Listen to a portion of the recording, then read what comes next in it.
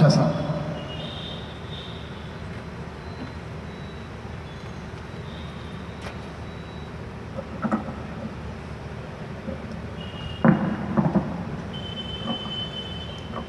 السلام علیکم. نحمد و نصلی علی رسول الکریم. عزیزان محترم، میں اس سے پہلے کہ اپنی بات کا آغاز کروں، ذمہ داران تعمیر ملت کا میں شکریہ ادا کرتا ہوں کہ انہوں نے مجھے صحابہ کرام کی محبت کے بارے میں کچھ محبت کا اظہار کرنے کے لیے بلایا ہے. یاد رکھیے، جس سے محبت آپ کی رہے گی انہی کا ساتھ آپ کو ملے گا. ہم دنیا کی محبت اور دنیا کے لوگوں کی محبت میں اتنے گرفتار ہو گئے ہیں، یا اپنی خود محبت میں اتنے گرفتار ہو گئے ہیں کہ صحابہ کی محبت کا جو معاملہ ہے وہ ہمارے سامنے ہی نہیں ہے. اگر صحابہ سے محبت رہتی تو یہ میدان بھی بھر جانا چاہیے تھا. ہم کسی کو رہنما بنانے تیار نہیں، اور یہی وجہ ہے کہ آج ہمارے صحابہ کی زندگی سے ہم واقف ہیں نا، ہماری اولادیں واقف ہیں. محبت تو کب پیدا ہوگی؟ جب واقفیت ہوگی. جب واقفیت ہی نہیں ہوگی تو محبت کیسے پیدا ہوگی؟ میرے عزیز دوستو، آج اتنا ہی میں عرض کروں گا، کیونکہ زیادہ بولنے میں آج طبیعت مائل نہیں ہے اور طبیعت ذرا برابر نہیں ہے.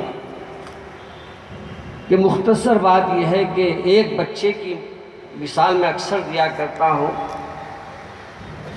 اس بچے نے کہا تھا، استاد محترم سے پوچھا گیا استاد نے کہ کیا بیٹے تم کیا بننا چاہتے ہو؟ تو ہر بچے نے ایک ایک بات کہی کہ میرے بابا ڈاکٹر ہے، میں ڈاکٹر بنوں گا. میں انجینئر ہے، میرے بابا میں انجینئر بنوں گا. آج کل ہمارے بچوں کو یہی تو سمجھا رہے نا، ہم جیسے ہیں ویسی تم بھی بننا. تو بولو بول رہے ہیں آپ جیسے ویسی بنتا ہوں میں. اس بچے سے جب پوچھا گیا کہ بیٹے آپ کیا بننا چاہ رہے ہیں؟ تو کہا میں صحابی بننا چاہ رہا ہوں. تو استاد حیران ہو گئے. کہا بیٹے صحابی کس کو بولتے ہیں معلوم ہے؟ کہا مجھے علم ہے، اس لیے میں صحابی بننا چاہتا ہوں. کہا کیا علم ہے؟ کہا جو سب سے زیادہ اللہ کے رسول کو محبوب رکھتے ہیں ان کو صحابی بولتے ہیں، اور سب سے زیادہ سرکار دو عالم صلی اللہ علیہ وسلم کے ساتھ رہے، اور دین کی حالت میں، کلمے کی حالت میں سرکار کے سامنے ایک نظر اگر سرکار آپ کو دیکھ لے تو ان کو صحابی بولتے. اگرچہ کہ میں صحابی تو نہیں بن سکتا، مگر صحابی جیسا تو بن سکتا. تو اس بچے سے پوچھا گیا کہ بننے کا تم کو جذبہ کیسا پیدا ہوا؟ تو اس بچے نے، اس طالب علم نے کہا کہ حضرت میری والدہ نے ایک کام کا آغاز کیا ہے کہ ہر روز میری والدہ مجھے روز ایک صحابی کا واقعہ سناتی ہے، اور روز صحابی کا واقعہ سنانے کی وجہ سے میرے دل میں یہ آیا کہ میرے صحابہ اپنی جان نثار کرتے تھے، اپنی اولاد کو دیتے تھے، اپنے مال کو خرچ کرتے تھے، اپنے آپ کو فدا کرتے تھے. تو پھر میں میرے صحابہ پہ خود فدا کیوں نہ ہو جو میرے رسول پہ فدا ہوتے تھے. آج ضرورت ہے میرے عزیز دوستو، آج ہم بہت سے صحابہ کرام کی سیرت سے واقف نہیں ہیں. صحابہ کون ہیں، خلفائے راشدین کون ہیں، اور کون ہمارے کو کس سے محبت کرنا ہے، کس کی اقتداء کرنا ہے، آج ہم بھول گئے ہیں. صحابہ پہ طنز بھی کرنا جانتے ہیں، صحابہ کو کچھ بول بھی دینا جانتے ہیں، مگر صحابہ کے مقام کو نہیں جانتے. افسوس ہے. یہی وجہ ہے کہ آج صحابہ کی محبت دل میں نہیں ہونے کی وجہ سے ہم صحابہ کے جلسے بھی نہیں رکھتے، اور جہاں صحابہ کے جلسے ہوتے ہیں وہاں ہم جاتے بھی نہیں. صحابہ کے جلسوں میں اپنے بچوں کو لے جاؤ، کیونکہ میرے صحابہ میرے سرکار کی محبت کا حق ادا کر دیا، اور ان کے زندگیاں جو گزاری ہے انہوں نے سب کچھ رکھتے ہوئے بھی اپنے آپ کو فنا کر دیا سرکار کے لیے. آج ہمارے پاس کچھ نہیں ہے، ہمارے کو پھر بھی یہ ہے میرے آقا صلی اللہ علیہ وسلم کے صحابہ کرام کا جو مقام ہے، جو مرتبہ ہے، اس کو جاننے کی کوشش کیجیے۔ صحابہ کے مقام کو خود پہچانیے، کتابیں لیجیے، زندگی میں صحابہ کس کو بولتے ہیں۔ صدر جلسہ، تعمیر ملت کے ذمہ داران، علماء کرام، معزز حاضرین، السلام علیکم ورحمۃ اللہ وبرکاتہ۔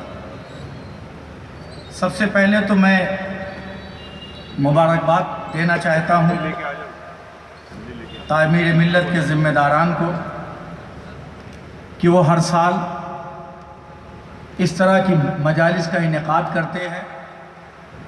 پہلے دن رحمت اللہ للعالمین پہ جشن ہوتا ہے اور اگلے دن یوم صحابہ منایا جاتا ہے۔ میں سمجھتا ہوں کہ جن لوگوں نے بھی اس کو شروع کیا انہوں نے بڑی دور اندیشی کا ثبوت دیا، اور جس انداز سے صبح اور شام کو رکھا ہے اس میں مزید حکمت آ رہی ہے، کیونکہ ابھی اس سے پہلے جو مقرری صاحب تھے جو چلے گئے، انہوں نے بہت صحیح بات یہ کہی کہ ہمارے بچے صحابہ کرام کے بارے میں نہیں جانتے، ہمارے بچے ان کی قربانیوں کو نہیں جانتے، ہمارے بچے یہ نہیں جانتے کہ اللہ کے رسول نے مشن کو کس کے ہاتھ میں دیا اور کس کی وجہ سے آپ کم سے کم دنیا میں 800 سال سپر پاور رہے، 800 سال سپر پاور رہے، 600 سال تک دنیا کی ہر فیلڈ میں آپ آگے رہے، فقہ میں آگے رہے، سائنس میں آگے رہے، ڈاکٹری میں آگے رہے، جغرافی میں آگے رہے، میتھمیٹکس میں آگے رہے، نہ جانے کن کن چیزوں میں آپ آگے رہے۔ تو میں مبارکباد ان بزرگان دین کو دینا چاہتا ہوں جنہوں نے 12 ربیع الاول اور 13 ربیع الاول کا دن مقرر کیا، لیکن ایک رائڈر کے ساتھ کہ 2-3 چیزیں سجیشن دے کے پھر آگے آ جاؤں گا، ورنہ ذہن میں پھر صحابہ کرام پہ فوکس ہو جائے گا تو سجیشن نہیں آ پائے گا۔ یہی ہو گیا۔ اس کے علاوہ ذمہ داران 10-10 20 لیتے آئے، اور ایک دن پہلے اور آج عصر اور مغرب سے یا عصر عشاء سے یہاں کے مقامی لوگ گھوم جائیں کہ بھائی آج دکانیں آپ 8:30 بجے بند کر دیں گے اور اس پروگرام میں آئیں گے۔ تو اب ہم اتنی دور سے آئے ہیں علی گڑھ سے، تو اب اگر 1000 آدمی یہاں سن رہے ہیں، اگر 10,000 سنتے تو کتنا فائدہ ہوگا؟ کوئی مشکل کام نہیں ہے۔ اور دوسری بات، ینگ کیڈر کو ضرور پروگرام میں لے جائے کریں، نوجوانوں کو لے جانا بہت ضروری ہے، خواتین کو، بچیوں کو لے جانا ضروری ہے، کیونکہ اگلی جنریشن اگلا میسج تو وہی لے کے جائیں گے نا۔ اللہ کے رسول نے جب آخری خطبہ دیا تو کہا کہ تم لوگ گواہ رہنا کہ میں نے مکمل کر دیا دین کو، تمہیں انعام دیا جائے گا، تمہیں بیٹھنا ہے۔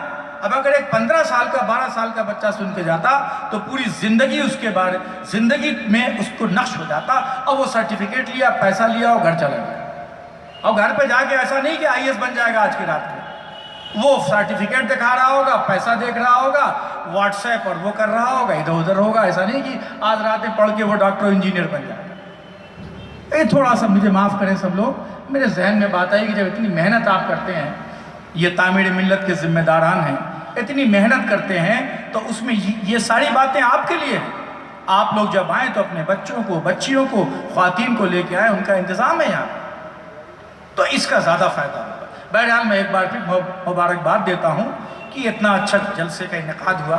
معزز سامعین، مجھ سے پہلے کئی مقررین نے صحابہ کرام کے بارے میں، ان کی عظمت کے بارے میں، ان کی سیکریفائسز کے بارے میں آپ کو بتایا۔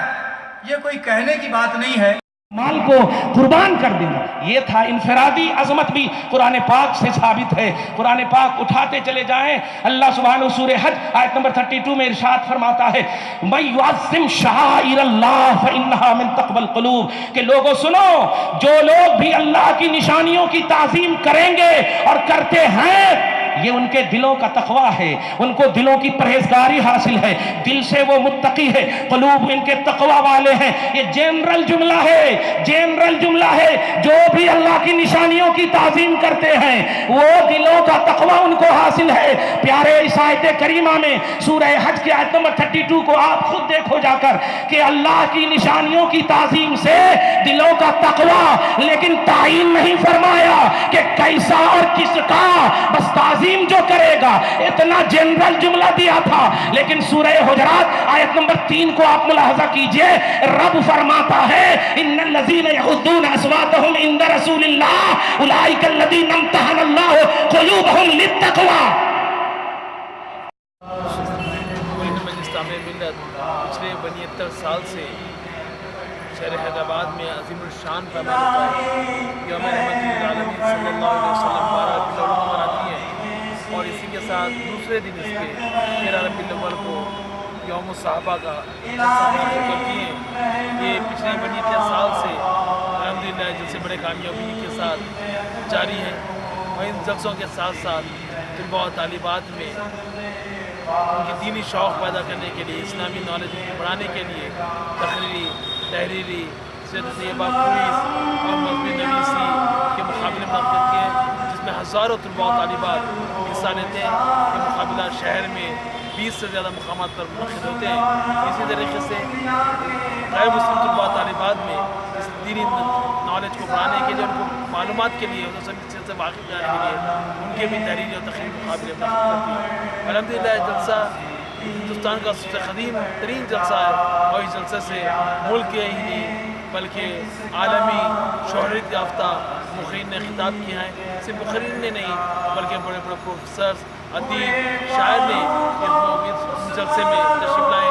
امریکہ سے، سعودی عرب سے، انگلینڈ سے، پاکستان سے، اور ہندوستان کی تو چھوڑ دیجیے، رابع ندوی صاحب جیسے، علی میاں ندوی، طیب جی اور کئی مقررین نے ان جلسوں کو مخاطب کرنے کی سعادت حاصل کی۔ شکریہ۔